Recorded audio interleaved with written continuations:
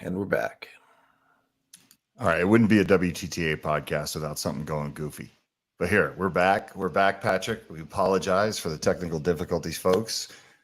Pick up where you left off. Let's hear more about this product. Yeah, obviously, as soon as we start talking technology, we lose internet connection. Right?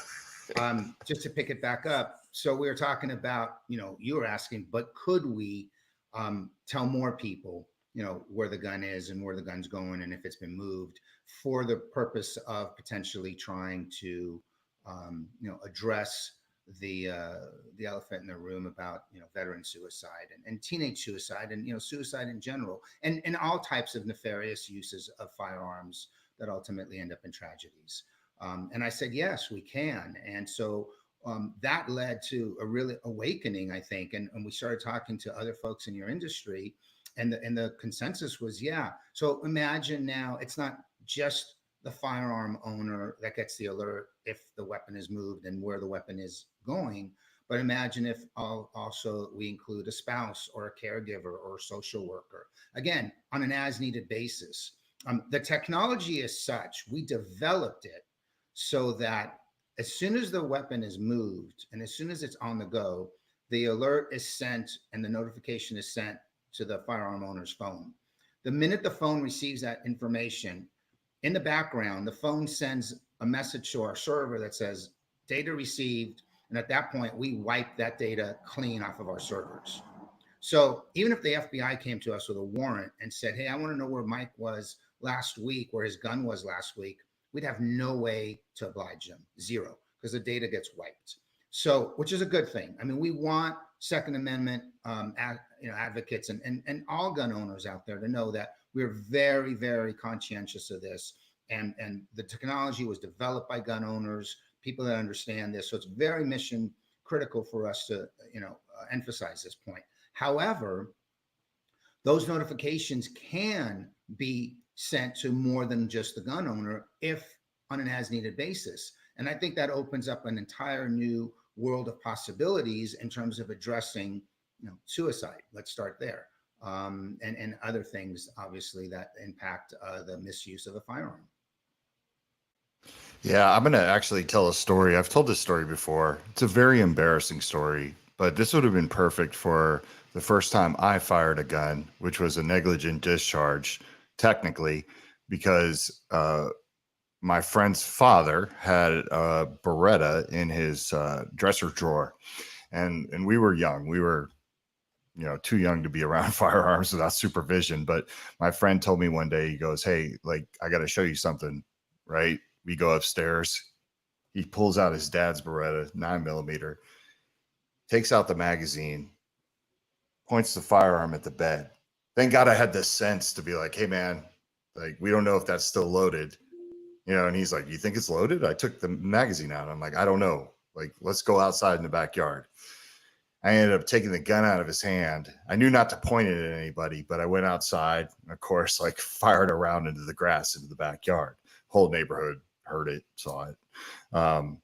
Thank God I didn't get in trouble. But it's one of those situations where I think about that, right? Like, that could have been a disaster. And I only tell that story because I want people to understand. Like, I want people to understand that these things happen. But how great would it have been? I mean, how great would it have been if he was like a responsible gun owner and had that gun locked up? But having said that, how great would it have been if this product was on there and at least he could have been notified and he could have made the phone call to say, why did my gun just move? Or, you know what I mean? Like, it's that extra layer of security. And I think that's important for people to understand, right? Yeah, no, it's, that I think that was part of the missing link in terms of guns, safe storage and gun safety and so forth. Again, a lock's good. It's a good first step. A safe is a good first step, but if it's, most people don't have real big safes. A lot of new gun owners, they go buy a little metal box, with a little rinky dinky combination lock on the outside, and they keep that in their glove in their glove box. Yeah. Some in their glove box or some in their nightstand. And again, that is not a deterrent. I mean, anybody with a screwdriver can pop that little metal box open and there's the gun. Even if the gun has a lock on it, again, a bad guy can take that and go with a bolt cutter or a hacksaw or something and cut that lock off. So knowing that the gun's been moved, knowing where the gun is, in addition to it being locked, I think is a trifecta in terms of the ultimate gun safety. And our goal, and why we appreciate the partnership in our alliance with you and other organizations out there. Like I said, we're starting to form an alliance with American Legion. Why we appreciate this is because I think we can't solve this problem. With all due respect, I don't think anybody by themselves can solve this problem. It needs to be a collective. There needs to be, technology needs to be a piece of it. All the great work that you guys do at WTTA needs to be part of it. We need the gun manufacturing industry. And then we need the government to support this in different ways, PSAs out there and emphasizing and pushing gun safety, incentivizing people through tax credits. I mean, there's a whole slew of things that can be done, that should be done, that will get done, but we've got to get everybody at the table. And when I came into this business unit, we've been in the saving lives business, like I said, for 2 decades. So I understand technology and how to, know where things and people are and all that. So I understand that very well. But when we entered into the firearms business, I quickly realized that there's a lot of money, a lot of brain trust, a lot of people trying to resolve these problems, but they're all talking in a vacuum, in an echo chamber. I mean, nothing's changed. We have just as many unfortunate gun, school shootings that, now than we did 20 years ago. It's like, and same thing with, people taking their lives. I mean, it's actually increasing when you add, young people. I mean, when I grew up, young people didn't just go into their parents' nightstand drawer and grab a gun and kill themselves. But this is now happening. When I was growing up, we didn't have school shooting. I mean, I'm dating myself, but we did not have school shootings when I was in school 45 years ago. And if we did, they were so rare. I mean, you never even heard about them. So I think we need to really address this from a holistic perspective of, we got to get everybody in the room and we got to talk. And what I really like about, when our conversations, Michael, offline are, we know that, the left, wants to take guns away. That's not realistic. I mean, that's not even constitutionally legal. So I don't even know why they bring that up. And the right wants to say, hey, I have a 2A right, I have a 2A right, leave me alone. Well, that's not right either. I mean, we have problems. We have to address them. And I think where we align really well is that we both came to terms with that. It's like, yeah, we've got to address this. We've got to thread this needle. And we need to bring some sensible, reasonable, comprehensive solutions to the marketplace and set goals. Like, let's set goals. Like, whatever the number of people that die every day from unnecessary shootings, let's get that numbers. I mean, some people say it's 130, some people say it's 22 veterans a day. Whatever the number is, let's set a goal that reduce that number by 10% every year. And in 10 years from now, we're down to 0. Like, that's a realist, like let's try there instead of just talking and getting nothing done. Yeah, and I have a question for Kevin, but I want to say something first. One of the reasons why I like this product is that I've seen some products similar in the sense that, it alerts you when the gun moves, but this one literally can alert you when the gun leaves your residence, right? Whereas like an AirTag or anything like that. Or your car. Exactly. Like you can track where your firearm is at all time. Some of these AirTags and stuff like that, if you just leave the Wi-Fi, then it's a wrap. You know what I mean? But yeah. I really like that ability. And I love the scenario of, say, like, we'll get into different scenarios, but this could just be an agreement between, if I'm not right up here and my wife says, hey, I'm not comfortable with where you're at, you know what I mean? And if I can give her some peace of mind to say, hey, look, I'm going to add you to this. You're going to know if this gun ever moves or anything like that. It's going to be in the safe, but that's just an extra layer of security on top of the fact that I just gave you the code. You're the only one who has the safe code. But if for some reason I can get into this, because let's face it, like, people can get into safes. Like, safes are not necessarily foolproof. Mike Baker from Cannon Safe, well, he's not with Cannon Safe anymore, but his family built a business on safes. And he said that his father used to leave the house, and him and his brother always found ways to break into the safes and look at the firearms, right? And once again, using this real life example of if there was a gun alert on those guns in the safe, or whatever. If you have one gun, you have 20 guns, whatever you want, like however you want to do it. How great would it be if his father would be able to get that alert and go, "What are you guys doing?" You know what I mean? Like maybe it's not something that's going to happen in tragedy, but at least the person knows that the guns are being messed with.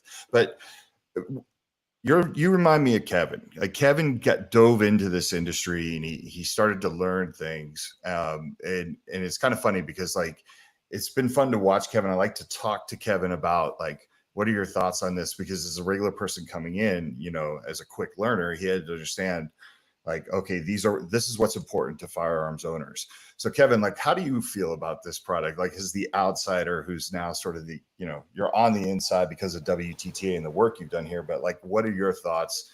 Because you're very good at always saying like, is this going to be a problem for people, or what are they going to say? Like, you anticipate the problems. Yes, that's part of the lovely job that comes with marketing, walk the talk, where some people think it's a Trojan horse of healthcare and trying to predict what kind of guards would be raised by gun owners. But I just see a ton of potential in so many different use cases for this technology, even if it's, like you say, putting in a safe to where somebody gets an alert. Maybe it's a dad and his grandfather has a gun, and he gets an alert 10 o'clock at night. Hey, Dad, why'd you open up your safe? Is everything good? It gives that opportunity that you and I know, Mike, is sometimes life-saving. Same with an option to maybe give a friend, hey, you're in a tough spot. Do you mind if I put my device that lets me know if you're accessing your gun on your gun to temporarily secure it for a little bit?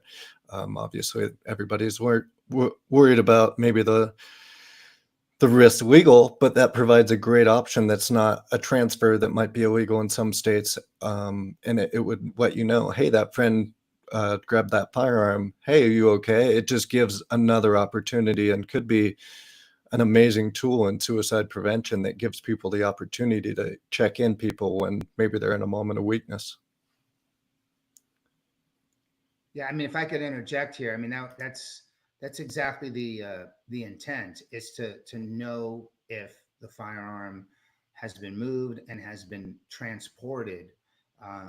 Again, a lot of times when something nefarious is going to happen, it's not going to happen on site where the gun is, usually, unless it's domestic violence or something of that nature. But a lot of times that firearm is taken out of its natural environment and setting and transported somewhere else, whether that's for a robbery, a suicide, a school shooting, you name it.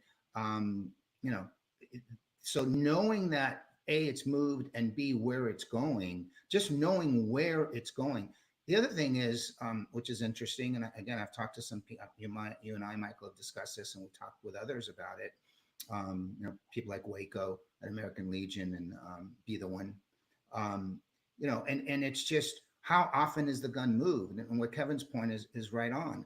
If grandpa's a retired veteran, and if he takes his gun out once a month to go to the range or whatever he does, but then all of a sudden there's every day he's touching his gun, and that's new. Why? And what I've learned just in the short period of time I've been involved in your inner circle, is that a lot of times just posing that question, hey, John Smith, Captain Smith, how you doing? What's going on? What's happening? And something like that could be enough of a pause to get them off their trajectory, or whatever's going on in their mind at that split second that could ultimately end up down the wrong path. So, I look at this as a speed bump. It may not totally prevent every single car crash out there, but it's going to slow a lot. It's going to prevent a lot of them because everyone's moving a little slower, and you've got that time and space to react in the event that something is out of whack. Like, why is this gun on its way to a rally, or why is this gun on its way to a school, or why is this gun on its way to a park? Why is my grandpa going to the park with his gun? Yeah, I think if we, as the firearms industry, start embracing this technology, and obviously, there's a fear, But we get over that and we say like, okay, we embrace this technology and we incorporate this into our firearms ownership plan, right? Like that, as a family, like we have these discussions, like we have this technology, we use this product, or if the time of crisis comes up, maybe this is only used during times of crisis, right? Like when somebody in the house is not doing so well, and we just add that added layer of security to our firearms ownership. I think it's brilliant. And I think this is what a lot of the outside forces that have kind of leaned towards the anti-gun side have been waiting for, like literally waiting for the firearms industry to kind of be the people that carry these messages and come forward. And I just think it's the right thing to do. I see no issue with it in terms of, if you don't want to use it, don't use it. Don't buy it. If you're like that guy who's digging your heels in, is I would never do that. Okay, that's fine. But gun owners are not this monolithic thing that like one size fits all for everybody. And I think what happens many times in the firearms community is the people that have the love for the Second Amendment start to think that every single gun owner is just like them. And believe it or not, there's way more that aren't like you than the echo chamber that we sit in, right? And it's important to understand that there's a lot of people, if we want this industry to thrive, we still need to sell firearms. And there's a lot of people that live with people in the house that are, scared of firearms. And this is a product that I think that you could introduce your firearms ownership to your spouse or your loved one to say, hey, look, I know you're not comfortable with this firearm in the house, but I want it for our protection. I want it to protect the community, whatever. But now we have this product to put your mind at ease on top of that, right? Like, I think it's just all comes together in this great plan.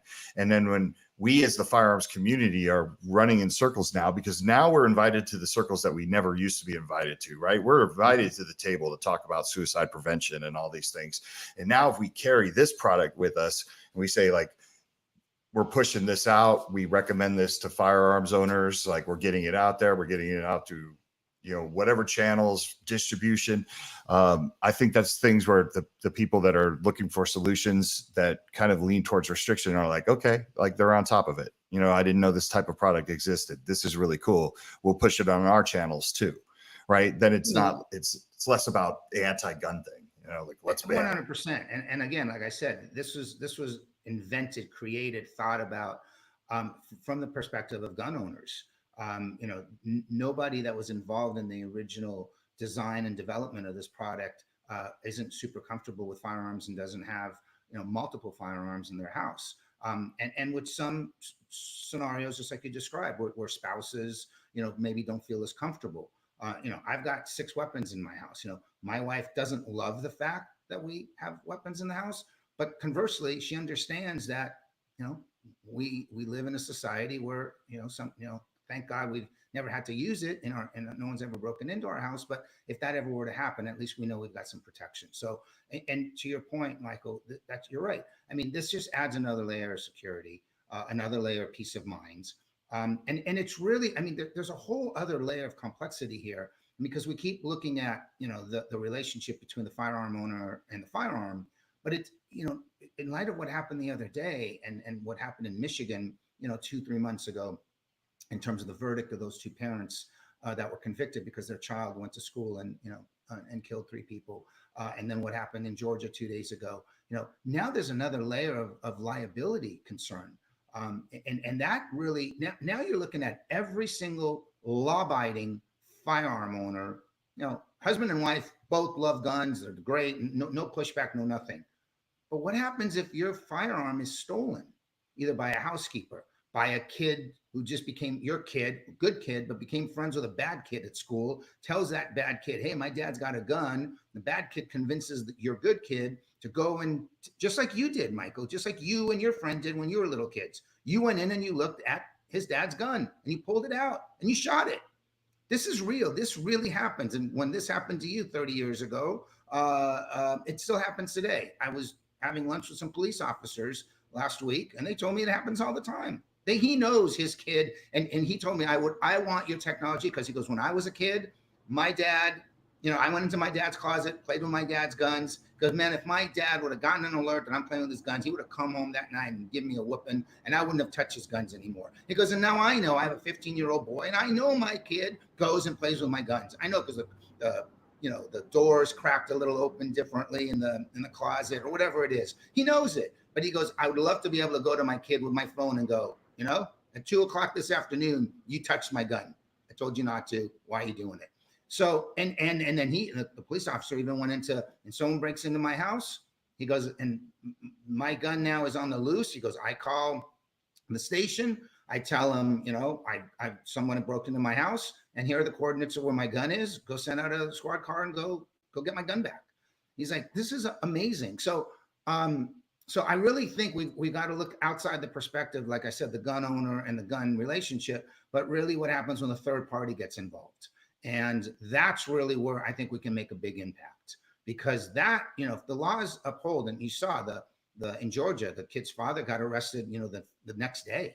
I mean, that was fast, and rightfully so. Whether he gets convicted or not, well, he's got to have due process, and the law's got to play out, and innocent until proven guilty. But damn, it took one day for them to arrest the father. So this is a real problem, and so every law-abiding, gun-owning parent out there should want to have something like this, so that in the event their kid takes their gun, or a burglar takes their gun, and that gun gets used nefariously, they don't end up, in jail for the rest of their life. Yeah, I think it's important to, I'm a big believer in, I'm thinking about this with my kids. If I had this product with my kids, I would have told them, daddy has something on his firearm that if you ever touch it, I would let them know, hey, right, it's going to notify me. Right. And I think that's a big deterrent. I remember when my daughter we had moved into a house and it had security cameras in the inside. The security cameras were inactive, but it's so funny. For a year, my daughter thought they were active. Right. And I never had to say anything. It's not even like I lied to her. Right. It's just thought, yeah, it's a deterrent. It's a deterrent. Absolutely. All deterrents are, and we like I said, we've got to look, I'm going to say it and keep saying it over and over. It's a collective front. We're not going to tackle these big problems. These are big, massive problems. Michael, and I were talking about him last night, and hopefully we'll talk about it, today, because I think it's so important in terms of, the shooting and red flag laws and all that stuff. But these are massive problems. These are societal problems that are so deep. Why do we have so many bothered people, mentally unstable people that decide to pick a poison? And there are lots of them out there, whether it's obesity, alcohol abuse, drug abuse, or just, what 13, 14-year-old kid decides that I'm going to go take my dad's gun and go kill my friends and my teachers? Or what 20-year-old kid decides I'm going to go kill a president or an ex-president of the United States? I mean, this is something that is so deeply corrosive in our society. And so, we got to get off of this. It's the firearms fault. It's not the firearms fault. No different than, it's not the refrigerator's fault if someone's obese. We don't call it refrigerator violence. So we got to, we don't call it car violence if someone gets behind the wheel and drinks to oblivion and gets in a car crash. I've never heard the term car violence. It's a DUI. It's that individual. It's that individual that poisoned themselves and then did something stupid and dangerous and caused a tragedy across the board, whether to themselves, like I said, an obese person. We don't call it pills violence if someone ODs on fentanyl. Yeah, so we've got to get off of this. Politicians, we've got to change the language. We got to really go upstream and focus on the root cause of these problems. And then we've got to utilize brain trust and technology to try to put as many speed bumps and as much education and surround the path to destruction until we can figure out how to root out how to take the root cause out of why people decide to destroy themselves or others. Yeah, I think this is I'm looking at all the different possibilities with this product, and it's like, I know there's a big push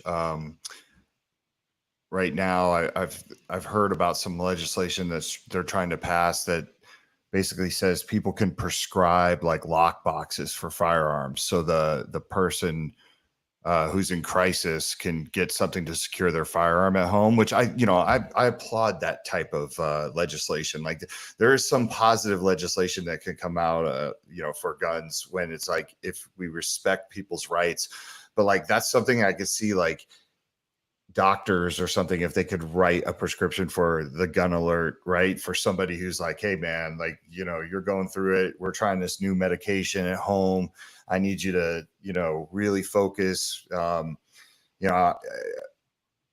know you're probably not going to like, give your firearm to a family member in this time, but hey, wouldn't it be cool if like this doctor could be like, here's a gun alert. You know what I mean? Let me show you how this technology works.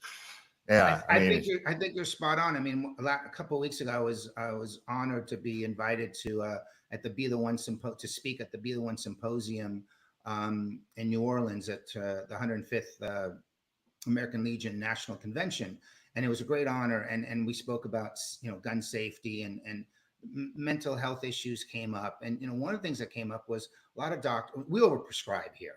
I mean, that's a whole separate conversation, but it's not uncommon and veterans admitted to that. It's not uncommon for them to be prescribed 6, 7, 8 different types of drugs.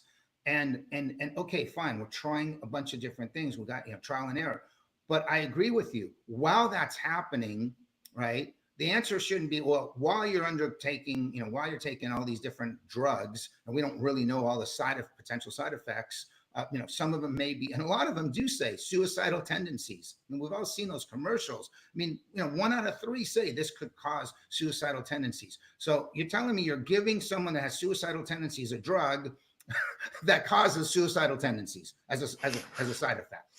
So anyway, I'm not here to challenge the medical industry, but you're right. Why not say, look, we're not going to take your gun away because you have a constitutional right and all that. But how about we put this notifying device on there, so if the gun gets moved or touched or whatever, a couple of people in your inner circle, your social worker, your caregiver, your spouse, your child, will know about it, and it's just for your safety right now while you're undergoing. I think that would be a much better delivered message than, hey, we're going to give you those drugs and take your gun away. Because I think people are going to say, it's empowering you, and I'm not even going to take the drugs. I'm not going to do anything. Just leave me alone. You're not taking my gun away.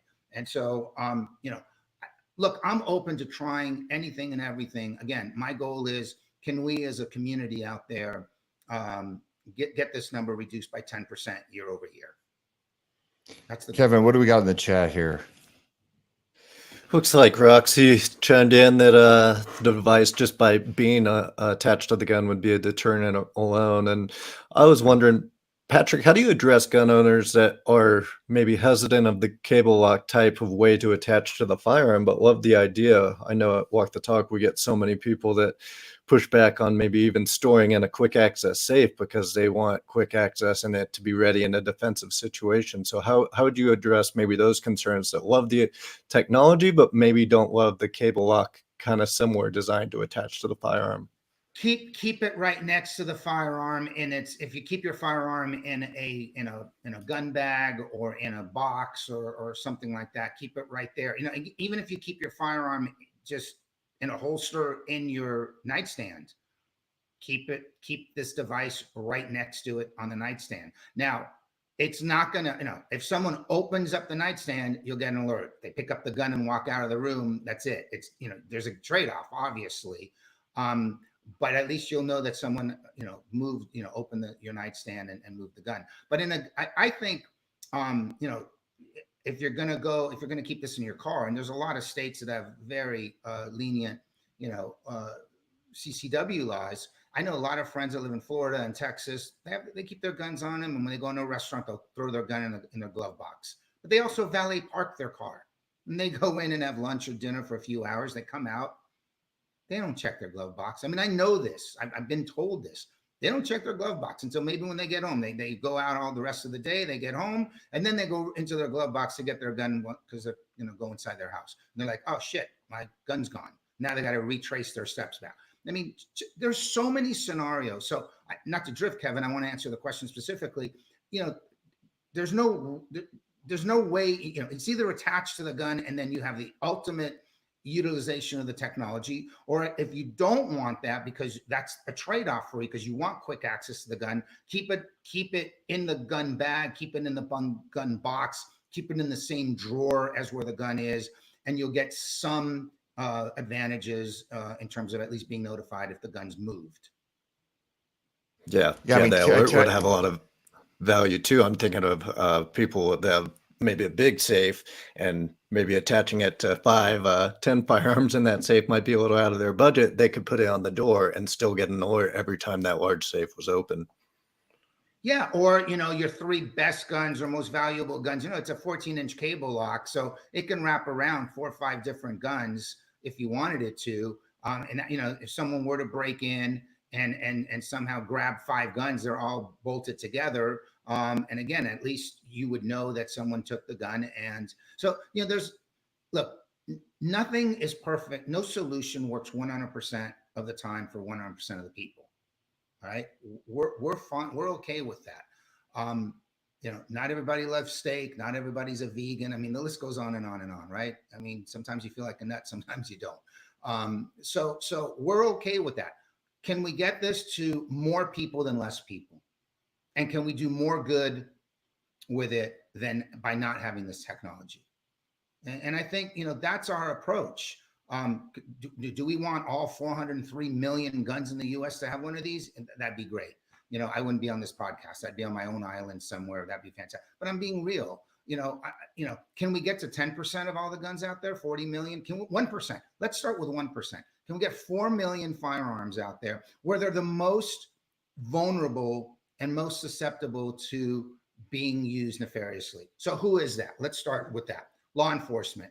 And I'm not picking on law enforcement. I'm just saying their guns are susceptible because they go home also. They're human beings. They're not always in a squad car. So they go home, they've got guns in their trunk or in their glove box and all that. And they travel with their guns. I mean, no cop that I know doesn't go anywhere without his gun. So they need to know where their guns are at all times also. They can't, imagine a police officer going somewhere for a deposition or just on vacation or whatever, brings a couple of guns with them and he leaves them in the hotel room. I think that police officer would want to know where that gun is at all time. He's going to carry one on him, but he may have a couple with him that he's got in the closet of the hotel room. Women are the largest new gun buyers statistically right now. More young, and especially Black and brown women. Why? Because a lot of Black and brown women live in poor neighborhoods that have higher crime. I'm not saying all Black and brown. I'm saying a lot, more than 50%. Many single women out there either have toddlers in the house or have teenagers or have, baby daddies or ex-husbands or boyfriends. So all 3 of those scenarios, and a lot of times it is all 3. They may have a toddler, a teenager, and, not such a great boyfriend or husband or baby daddy. And all 3 of those are susceptible if she has a gun in her home to being used, accidentally or nefariously, right? The 5-year-old toddler doesn't know, picks up the gun and shoots a baby brother. The 15-year-old kid, again, maybe a good kid, but runs around with bad kids. And the bad kids convince him, hey, let's go take your mom's gun and bring it to school. Or the ex-boyfriend comes home and it's a domestic violence case. And so, again, you've got that silo. You've certainly got, veterans that are challenged with PTSD. Good people. They served our country honorably. That we cannot take their firearms away from them. Absolutely not, especially not them, because they gave their lives for us. I mean, we're all here doing what we're doing because veterans did what they did. So the last thing we want to do is disrespect them. But if they're not right, and hopefully it's only temporary, but they're not right in the head, we need to give them some tools so that they can't use the gun in the event that, something slips and they go into the dark side. And at least let's have their circle of friends be notified, or circle of influence be notified, so they can get to them and stop them. So there are silos of people that are more susceptible, or I would say that our technology would be much more beneficial. So, is that 5, 10, 15, 20% of the population? Hey, if we start there, like I said, 400 million guns, 10% of that's 40 million guns. Well, that could save a lot of lives. Yeah, and I'm going to tell a little story about Bursa right now. Bursa was, when I owned Eagle Imports, Bursa was a gun manufacturer from Argentina. They're a very big supporter of Walk Talk America. I recommend Bursa to anybody. Bursa makes some great guns all the way from 22s to 45s. I mean, they do AR platforms now. But the Thunder 380 was, at the time I owned Eagle, was one of the most popular 380s on the market, right? Because it was that perfect quality and price point hitting together. And it had a lot of safety features on it. It had features that a lot of like gung-ho, like gun guys wouldn't use, right? And they used to say, people would tell me like, what's this for? And I'm like, that's an integral locking system. If you ever wanted to lock your gun up. And, you know, you get the guys who are like, oh, I'd never need that, right? Because I got to have my firearm ready at all times, which is fine. But what most people didn't realize is why I was so good at selling this gun, especially when I would attend events, was because like when a lady would walk up, right, and they were interested, you know, a lot of times people will tell you, hey, I don't really know too much about guns, but I think I need to get one for, you know, peace of mind or whatever be the reason. I would always point them in the direction of the Thunder 380 because it's a good starter gun for everybody, right? Not just females, but everybody, I believe, because the 380 it's not too powerful where it's going to turn you away and you're afraid of it. You can control it. You know, ammo is fairly cheap. And like I said, there's a lot of safety features on this firearm, but it had a magazine disconnect. It had a decocker, and it also had the integral locking system. And I sold more guns by putting women in this scenario because I'd be like, do you have kids in the house? Yeah, I have grandkids, or yeah, I have 2 daughters, whatever, right? Like, oh, or my neighbor's kids are over all the time. And I was like, okay, like, so if you're having a barbecue or something, you just want to, you know, turn your gun into a paperweight, use that integral locking system and you'll have the key. And they were just like, that is really cool. Right. And it's so funny because I sold more of those firearms by the added features, the added safety features than it's, you know, the gung ho, like, no, my gun needs to be ready all the time. It's like, no, that's you, man. Like you're that guy, but you're not every gun owner. There are some gun owners that want that peace of mind. They want that product. And I think this product that you're pitching falls right under that category, right? Like people who are just like, I got kids in the house or I got grandkids over all the time. This just makes sense. It just makes sense. And maybe I only use it when the kids are over, right? Like maybe it's only activated when the kids are over, but like it's there, right? If you don't want to use it, don't use it. If you don't like country western music, you don't throw your radio out of the, you know, the car window. You just go to another station, right? Like, you know, and that's what I love about it. I think it's a brilliant device to have. I could see so many scenarios. I remember when I got guns stolen at SHOT Show out of my booth, right? And you're just talking about cable locking it. I would have loved to have had that. I had 2 guns stolen out of my booth at SHOT Show. I showed up to the booth one morning and I saw 2 guns off the wall and I was like, oh boy, that ain't good. And sure enough, like someone had stole guns overnight, and it would have been great to have that at a gun show, right? Because a lot of times at gun shows, when we go back to the hotel room at night, you know, we lock the guns through cables. Like that's just how it is. So there's an application there for manufacturers. I see so many different ways we could take this technology. So, you know, hats off to you guys for thinking about it. I have a question for you. How is this being received outside of the gun community?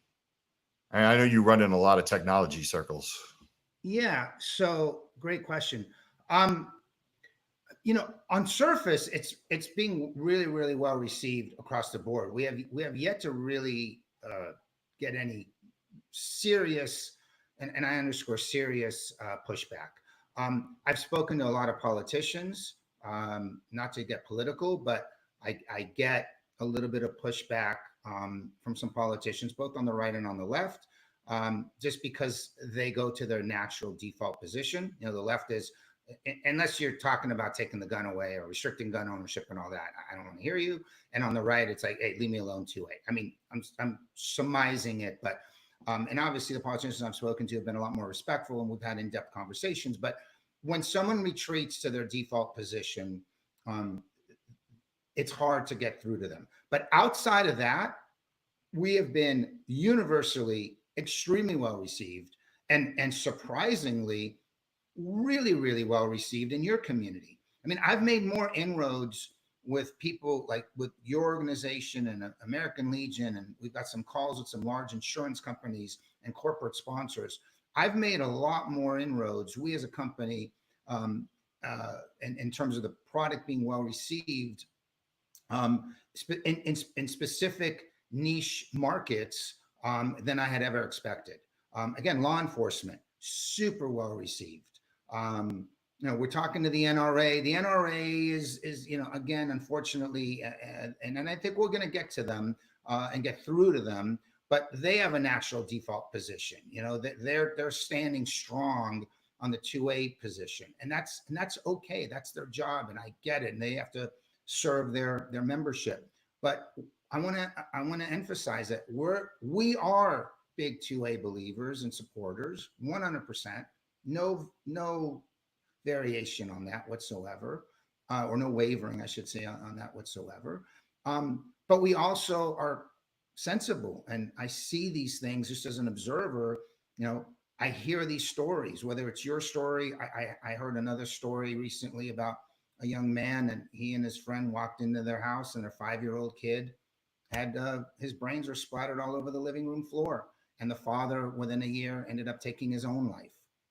And now his friend has come to us and said, I want to be part of your organization. I want to help get the word out, because I was there with my friend when his 5-year-old's brains were splattered all over, and a year later he just couldn't take the guilt that he hadn't properly secured his firearm, and he took his own life. I mean, these things happen. I've been with police officers where they say, our someone broke. We went into Denny's and had lunch, and we come out of the parking lot, and our trunk's been jimmied and our long guns have been taken. So, I mean, these things happen. The school shooting in Georgia, the attempted assassination on Trump. These things happen. So we can't hide our head in the sand and say, 2A, leave me alone. We can't. I won't. And I know some people want to. I won't. And I know you won't either, Michael. And again, that's why I think this is so great, because we got to get that message across. And would I love every gun to have our device? Sure. Again, I'm realistic. Give me 1 or 2%, and then 3 or 4%, and let's dent the number of deaths and tragedies year over year, and let's approach this sensibly, common sense, step by step. Not these radical laws that generally are created in a vacuum by people that have no understanding of what their consequences are going to be. When politicians create laws and they don't really see them all the way through, all they do is ultimately create more problems.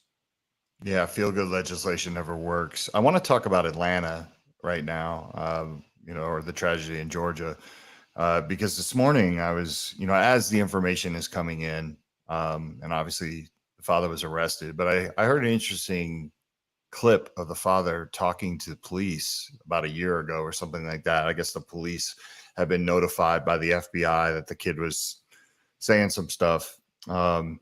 And it was crazy, because what the dad was saying to the cops was everything that we wanted to hear as a responsible gun owner, right? He was talking about how in that household, they take guns very serious. They take safety very serious. So something happened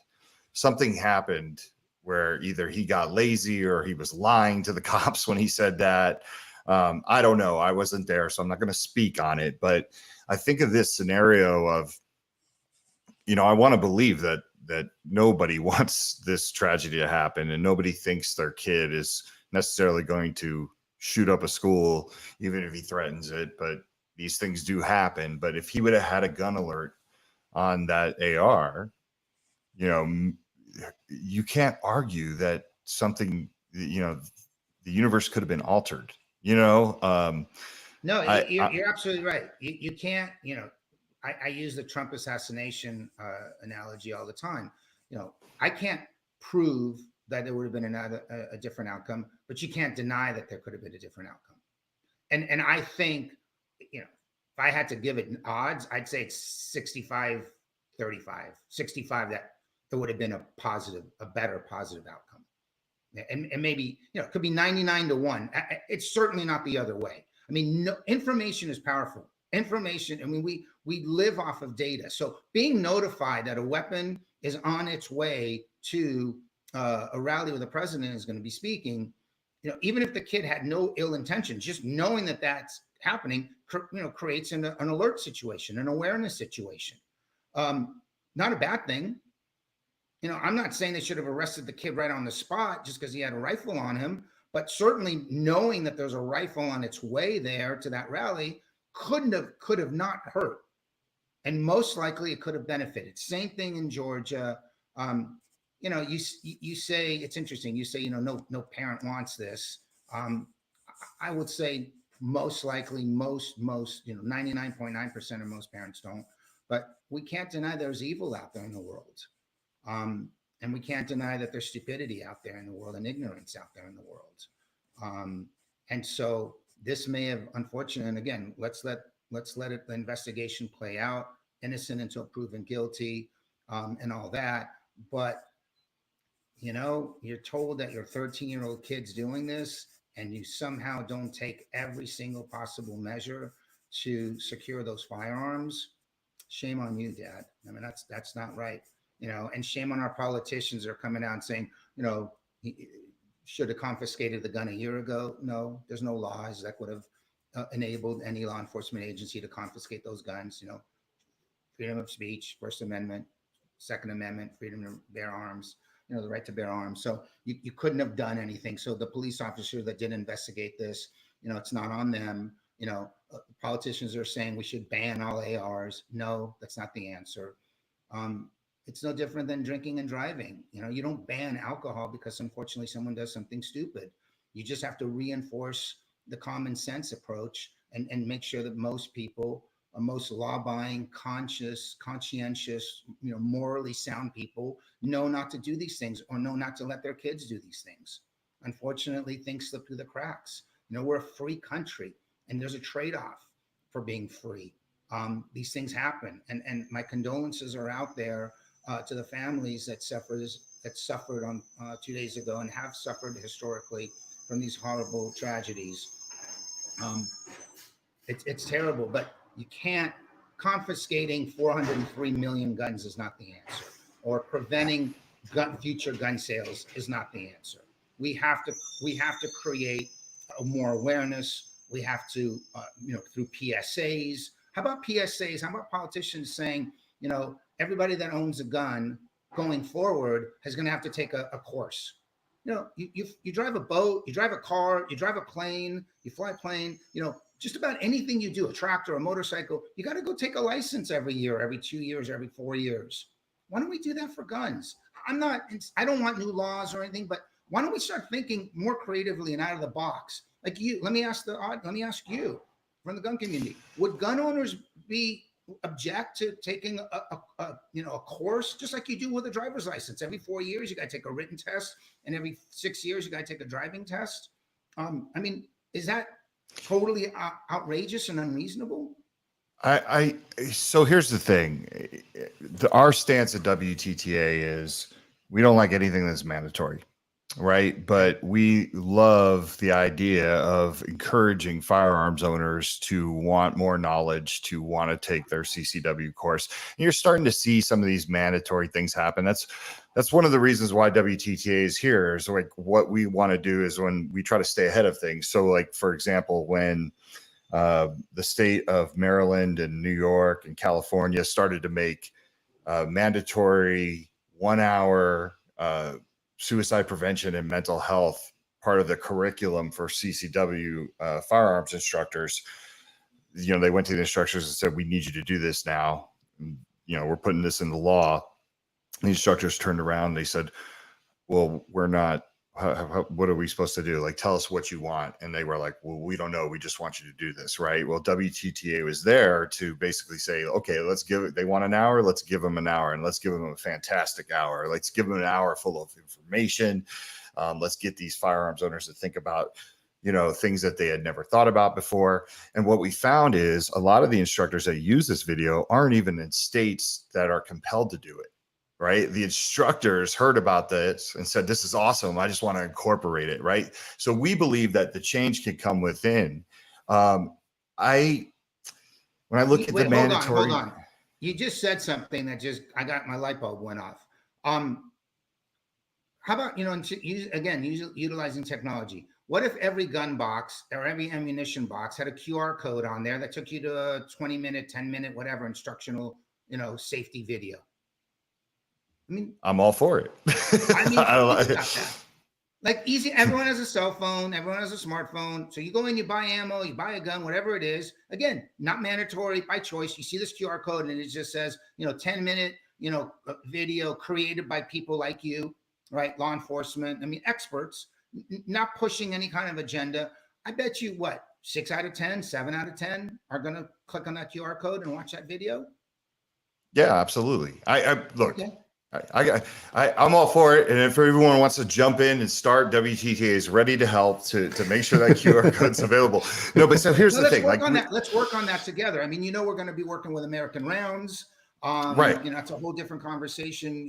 If we have time, I know we're running late on time, but we're going to be working with them, and I know you're going to be working with them as well, handing out kits. They're going to be featuring you on, featuring an infomercial, for lack of a better definition, about WTTA. I mean, there are a lot of things and again, that's technology. They're utilizing technology, right? American Rounds is a technology distribution company. We're a gun safety technology company. There's a lot of ways we can do this without, I'll backtrack on what I said earlier. I agree with you. We shouldn't mandate these things, but we can make them more readily available. Yes, we can. Yeah. That's where I wanted to go. Kevin, what are your thoughts? Patrick, what I've heard too is the quality of training or requirements would be a fear for gun owners. If it was mandated, some people would point to maybe some medicinal marijuana where doctors maybe get paid and they just sign it, but they're not actually going through the proper kind of things. And the worry of, if it was mandated training, there would be a lot out there that might just be, hey, check my box for me. I don't want to have to do this 6 hours of training. And it would actually result in worse quality of training and people getting that education instead of better. I think that's a great, again, look, the three of us, we brainstormed, and then within 2 minutes, we punched a hole through something, and I'll back off. And I agree. Let's not make it mandatory, because Kevin, when you said, you're right. You make it mandatory, people are going to figure out a way to cheat the system and all that. But let's make it more accessible. Let's make accessing that information about gun safety more accessible. As a matter of fact, I'm going to do that. Michael, we're going to work on putting together a little instructional video, and we're going to have a QR code on all of our boxes that go out, because there's no reason. I should do what your slogan. I should walk the talk. So. No, I love it. And the other thing I want to talk about I know we're up against it. I'm not. I can stay here and talk to you all day. I'm trying to be cognizant of your time, but when it comes to these mandatory things, it's like also who's going to pay for that, right? And this is going back to what I would love to see, what I would consider more positive legislation, right? Like programs where because when you go buy a gun, you're looking at a minimum $300, most likely, right? Like that's right. So now then you got ammo, you got a holster, right? You got security device, like whatever locking. A gun alert. Let's not forget a gun alert. You got to get a gun alert, right? No, but so like this adds up. This is not. I mean, people need to understand. They make it like, oh, you can just go easily buy a gun. It's like, no, that's not true. And also, you have to save for this, right? And who does that affect? It affects the underprivileged, underserved communities, right? To me, when I look at the single mother from Compton, right, like, she has every right to have access to all the safety things and all the stuff that comes with firearms ownership and the Second Amendment. She's going to get punished. Where's she going to skip? She's going to skip on training, right? Those are the places you're going to like, I can't afford this. Like I need to buy the gun and the ammo. The gun and the ammo are first, maybe then the holster and the bag. But yeah, you're right. The gun alert and the training courses are last on the list. Yeah, they're good, and this is what I'd like to see. They should be side by side. I think that's the point we're making. They should be side by side without mandating it. But we got to come up and figure out as collectively as a whole, society as a whole has to collectively figure out. They got to be side by side. When you go buy a car, you've got to plan that you've got to have enough money to put gas in the car and pay for car insurance. Right? It's got to be side by side. Nobody buys a car and then goes, gas? Insurance? I don't have any more money. Right. And so we got to do the same thing. Gun, ammo, bag, gun alert, security, safety course.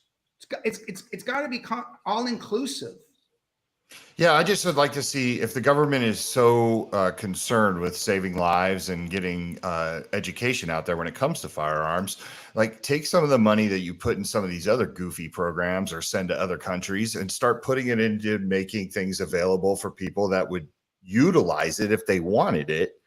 You know what I mean? To me, you should be able to get it. What are your thoughts, Kevin, on funding these type of things?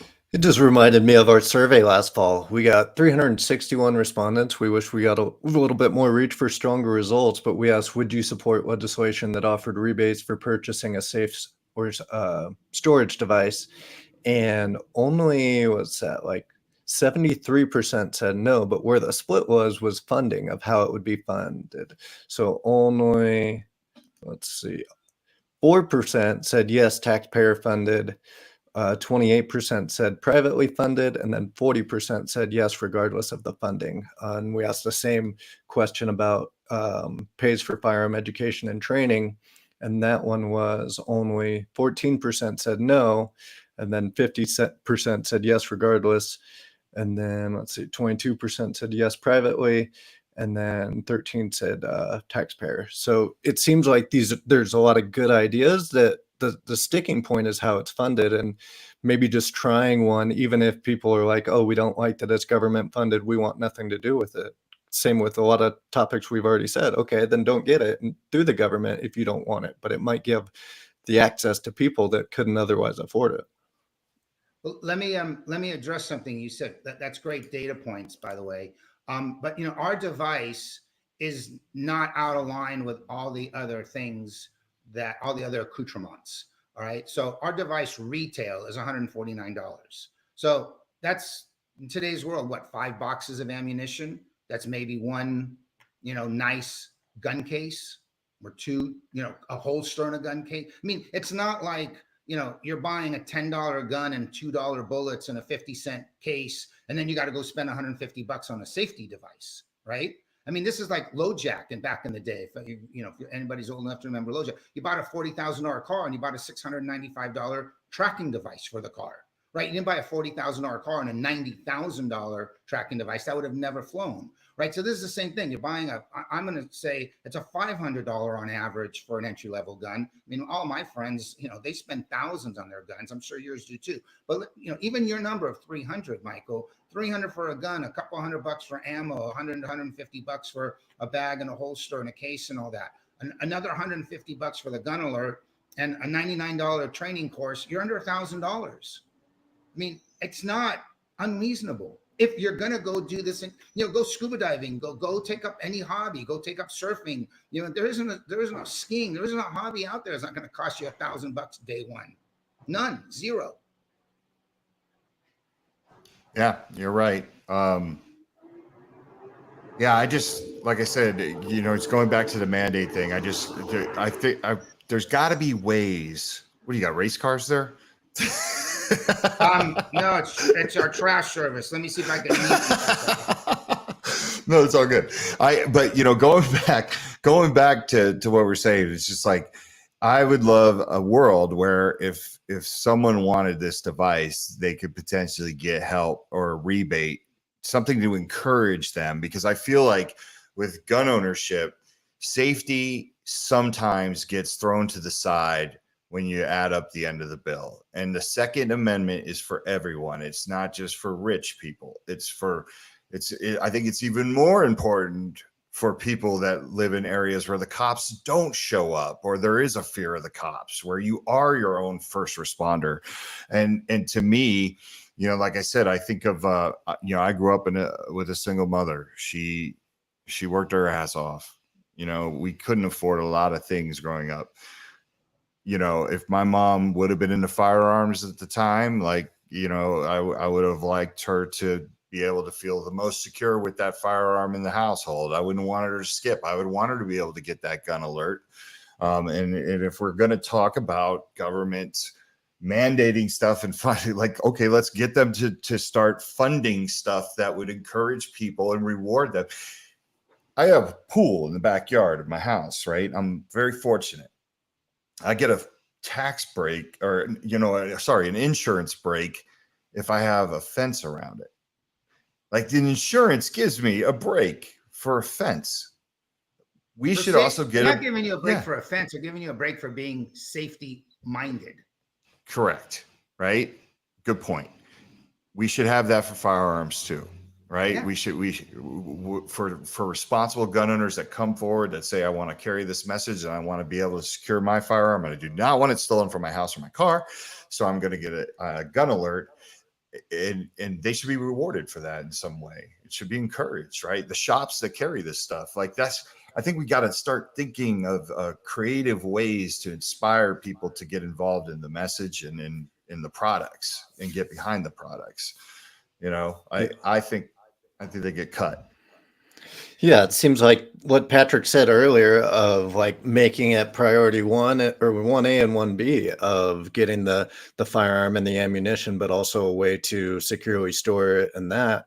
But also what came to my mind is, Patrick, and those kind of demographics you ran through of like maybe the biggest impacts we could make with kind of reducing negative outcomes from firearms would be a financial barrier, to where if you helped remove that financial barrier, you'd be able to maybe make a bigger impact by kind of combating it on both sides. Well, we have a lot of, you're absolutely right. And we're working with legislators to get that message across and ultimately get that passed into law. But you're absolutely right. We have a ton of programs in this country for means qualified people, from SNAP to, food stamp. I mean, the list goes on and on and on. Medicaid. I mean, we have hundreds of billions of dollars are dedicated to help and assist people that are means qualified, right? That live below the poverty line or at the poverty line or all that. Statistics show that, again, young women that live in underserved communities are the largest percentage of new gun owners in this country right now. Right now, I mean, that statistic may change in 5 years, but right now we're living in dangerous times. And so, yeah, that woman may have 2 jobs. Again, she may be, she's definitely the one that's going to scrape and scrounge and save to buy the gun and maybe 1 box of ammo. Everything else is it's just not going to go. It's not going to fly. And so we got to get her that help. She or he, that help. It's not just women. I mean, there's young men also. I have a cousin. He's just turned 40. Never owned a gun. Never thought about owning a gun. He decided, 6 months ago, I don't like the crime. And we live in Los Angeles, and crime rate's gone up. And he lives in a nice house up in the hills, and break-ins are very common now. And he went out and bought himself a Glock. This is happening. These are real stories. And so he doesn't need assistance. He's financially very well off. But there are a lot of people that have the same mindset, but they do need that financial assistance. Now, our government needs to really rethink how they, quote unquote, help people. We waste billions on stupid things that don't do anything. Our state's, the worst. We spent $24 billion in California to address the homeless problem. And we have more homeless people now than when we started spending the money 5 years ago. So $24 billion was eviscerated. 1% of that money could have purchased a gun alert for every new gun owner in this country that makes less than 50, in this state that makes less than 50 grand. 1% of that money. Yeah. And that would have definitely helped save lives. So, we've got to keep pushing. We just got to keep pushing. And I think we've got to get through, we got to start by changing the narrative, that guns don't kill people. It's, people that kill people with a gun, but people can kill people with anything, right? We don't ban knives. We don't ban machetes. We don't ban chopsticks. And if I want to kill somebody, I could poke them in the neck with a chopstick. Well, that's it. We'll go to every Chinese restaurant and round up chopsticks. I mean, where does this insanity, we got to really deal with it. I mean, I know it's funny, right? We're all laughing, but how many politicians do we want to name? We're not going to, because we want to shame any of them. But I can think of 4 in the last 48 hours that have come out and said, stupid things like, let's ban all ARs. Let's do a mandatory buyback, right, of all these horrible assault rifles, right? There's no such thing as, it's not an assault rifle. I mean, we know that, our president, said, let's ban all high capacity magazines. Okay, why? 20 bullets are going to kill somebody, but 5 aren't. So Right. I mean, it's like Where's the it's like threshold just for death? nonsensical. Yeah, they just don't Yeah. make sense. I tell people all the time when they ask me about ARs and if banning ARs would help, and I say, if I told you that banning red sports cars will stop drunk driving, are you in? And they're like, no, that's ridiculous. And I'm like, Yeah, no. okay, there you go. More red Ferraris and red Porsches have flown off a cliff in the California coastline than any other car. I mean, we can start from James Dean and work our way up since the 50s. So yeah, I agree with you. Let's ban all red Ferraris and Porsches. So what's the rollout plan for Gun Alert? What's the strategy? Just so the listeners who hears this understand where you're going with it. Yeah, so we have a very defined strategy over the next 6 months. It's creating awareness, doing what we're doing with you today, and what I did 2 weeks ago in New Orleans, and what I'm going to continue on doing, and forming alliances and partnerships, and really creating some very high level awareness in all corners. So whether it's through lobbyists in DC, whether it's through nonprofits like yours or the American Legion, whether it's through working with American Rounds. I'm going to go to Utah next week, and we're going to work with a filmmaker and do some shorts for a movie that's coming out on suicide prevention. I'm going this weekend to meet with some people in the music industry, in the rapping, in the rap industry, in the hip hop community, I should say, rap industry. Oh my God, I'm old. In the hip hop, you're aging yourself. I love it. In the hip hop community, and we're going to try to get that message out to the Black and Brown community, utilizing music. So we're big believers in utilizing the arts, the nonprofits, even government agencies. If we can manage messaging. But right now, the next 3-4, till the end of the year, it's just really creating all that awareness, working with partners and nonprofits and corporate sponsors to get the product out where it's going to be the most effective. And then in 2025, we're going to start rolling out a direct to consumer. I mean, you can go right now as a consumer, you can go buy our product online at mygunalert.com. Very easy. Like I said, $149, Amazon and all that. But that's not our focus right now. I mean, if we sell 20 of these a day for the next year, it's not going to make a real dent.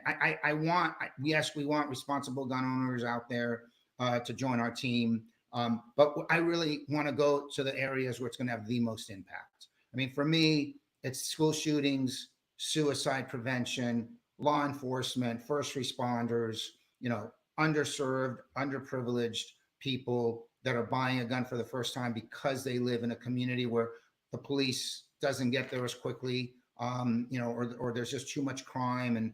And those are the areas where we're going to be able to make a real impact. I mean, I told you, I'm in the business of saving lives. Yes, we're a for-profit company, but we're for-profit with purpose, right? And that's really important to us. So, I want to roll out product through alliances and partnerships, both private and public and government sector, and get the product in the hands of as many people where it's going to really put a big impact.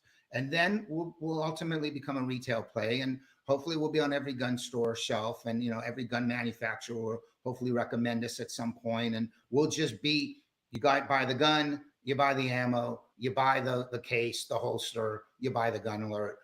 That's our goal, is to just be one of those accoutrements. It's the ketchup with the French fries, it's the ice and the Coca-Cola. I mean, it's the peanut butter and the jelly. I mean, we got to get it to that. Right now, Gun Alert is just new to a lot of people. It's maybe a little intimidating, and it's like, hey, I've talked to hardcore gun owners that have 20, 30 guns. Are like, nah, this isn't for me.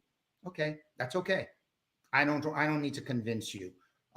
But that new gun owner, my cousin, that disenfranchised woman that lives in the hood, that's my customer. Veterans that may be suffering from PTSD, that's my customer. And I don't want them to have to come up with the money. I'd like the private sector and the government to help, at least help sponsor. They deserve it. I mean, we're giving these people food stamps, or we're giving these veterans, we're giving them medical assistance. This is just it's a very, very inexpensive piece in terms of what we're giving them already. We really want to try to help save their lives. Let's give them it's like giving, half of a life jacket. Well, if you go overboard, you need the whole life jacket. Half of it's not going to do you any good. Yeah, I think you're going to be surprised. I think there's a whole new wave of gun owners coming up. There's gun. I was talking with Chris Toomer from Ross Martin. He owns Ross Martin Firearms. A fairly young guy who owns a gun company that's up and coming, and there's this whole new attitude that's coming forward about responsible gun ownership and being in tune with your mental health. And we're just seeing it. It's a cultural shift. When I started this in 2018, I mean, there were so many people that looked at me sideways and it was like, nobody cares, or, there was this fear. And now you're just getting like firearms instructors and gun shops. They're all like pitching in to do whatever they can to spread these messages. So I think, the new breed, the new gun owners that are coming up, especially with the way that we're approaching children these days. I know Walk Talk America has a giant push with like programs like Kids to Kings. And I think about like Derek from Kids Safe and all of the great work he does with these kids. When you take these kids young and you start implementing like, hey, be in tune with your mental health as you learn gun ownership and you learn how to use this tool, that's when we can take the parents and let them know about these great products that are out there that complement the whole gun ownership experience, right? And so the kid only knows this coming up. Like he only knows that, the best way to keep your gun is with a gun alert. But the parents now know it. And then it's a whole new generation. It's not like the old days. You're spot on. I want to, unfortunately, I do have to roll and get going, but this has been great. I'd love to be invited another time and continue. But I want to close with what you just said. When I was growing up, we went to parties, we drank, did whatever, and we drove home that night. Unfortunately, I did have friends in high school and college that lost their lives because they drank or did whatever, too much and got in a car accident. This generation, young kids now, they don't even think about it. They're like, oh no, we're going to Uber. Right. So it took a generation, but kids now, a lot of kids now are not as smart as I think when my generation was growing up, but in certain ways, they're way smarter. Like first we didn't have Uber, right? But again, technology, it's the same thing. When I went to a party when I was 18 years old, I drank a couple of beers and I drove home. I was stupid. I shouldn't have. Right. But I didn't have the mental awareness or the technological capabilities to call an Uber. There was no smartphones. There was no Uber. But now there is. And every kid, no kid even thinks about driving to a party. None. Adults don't even think. I have friends of mine that I live in the Hollywood Hills and I have friends that live at the beach. We'll have a dinner party. They'll Uber to my house. We like to drink wine in my house and have a good time. And I'm like, you Ubered? And these are guys that have Ferraris and Mercedes Benzes and Porsches in their cars in their garages. They Uber to my house. It's like, yeah. So it took 20 years, but so you're spot on. I mean, I think you're right. We've got to. That's what I'm saying. Our go-to-market strategy is we got to get the awareness. We got to start getting it from all angles to create that awareness so that this becomes party, drinking, Uber. Right. Gun, ammo, holster, gun alert, training course. Yeah. Right. I mean, we got, and it's not there yet. I mean, like, I feel like we're in gun safety where my generation was going to parties and having martinis, or beers or whatever, and then driving home. We were dumb, and there was a lot of DUIs back then. Johnny Carson, 4 or 5 DUI. I mean, there isn't an actor, and I live in Los Angeles, in Hollywood. So there isn't an actor that, I should say there isn't, but, so many of them, got DUIs. I mean, there was a thing back in the 70s and 80s. You went to parties, you got messed up, and you drove home. And some didn't make it, and a lot of them got arrested. Or that doesn't happen anymore. It just doesn't. Yeah. So we got to do the same thing with seatbelts, right? When I first started driving, you put a seatbelt on. Nobody even thinks of going to a car without putting on a seatbelt. You feel awkward, right? If you don't. I mean, and what did it take? It took a mandate for the government stepped in, told car manufacturers, that they have to put the beeping light, on the dashboard, says put your seatbelt on. I don't even know anybody that waits for the beeping, for the buzzing light. You put your seatbelt on before you even start your engine.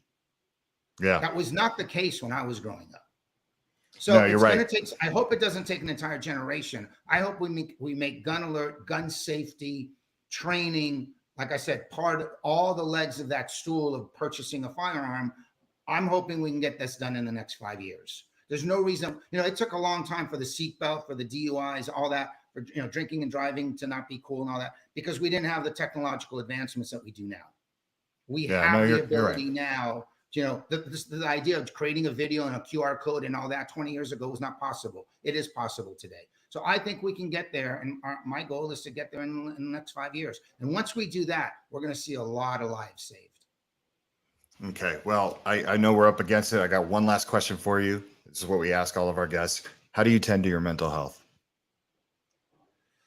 Wow. I was not expecting that. Doing things like what we're doing right now. I try to talk to a lot of people. I try to not live. I live my life in as much harmony as I can, meaning I exercise every day. I spend a lot of time nurturing my relationships with friends and family.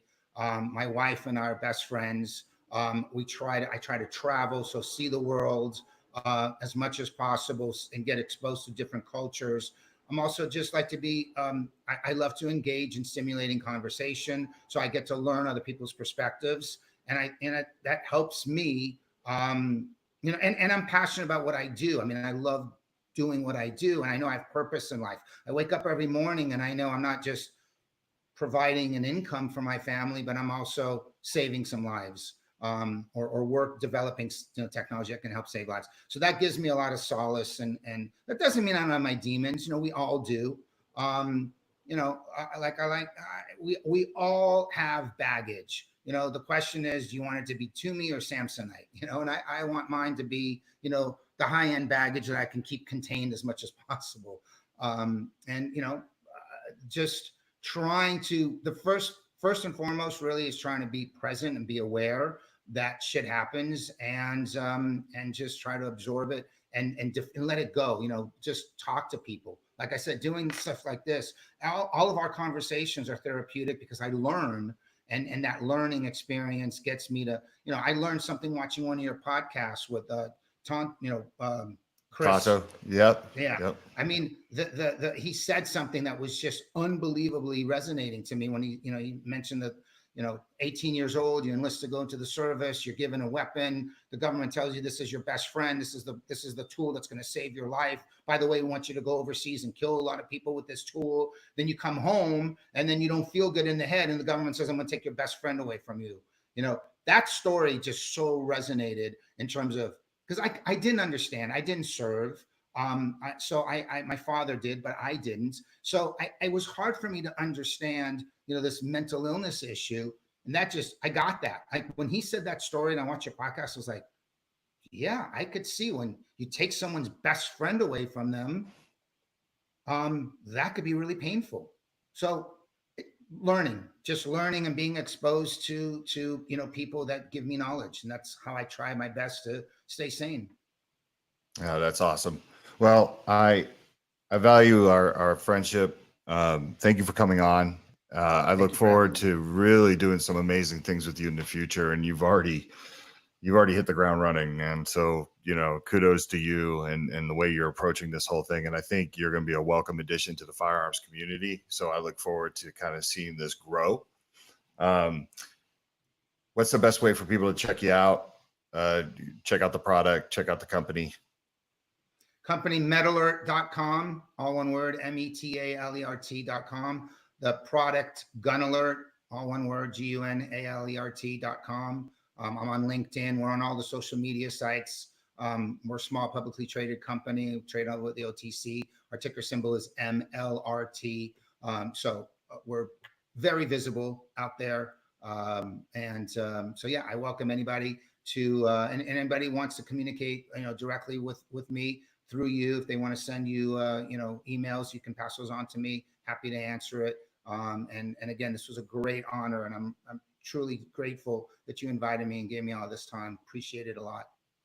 Okay. Well, want to thank all the sponsors for making this show possible. We want to thank the listeners for tuning in. We really appreciate your support. Make sure you share this message. Make sure you get the word out there. If you love Walk Talk America, The first rule of Walk Talk America, don't stop talking about Walk Talk America. Talk about it to everybody.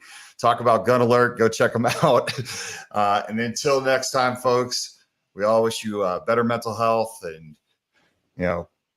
see you soon.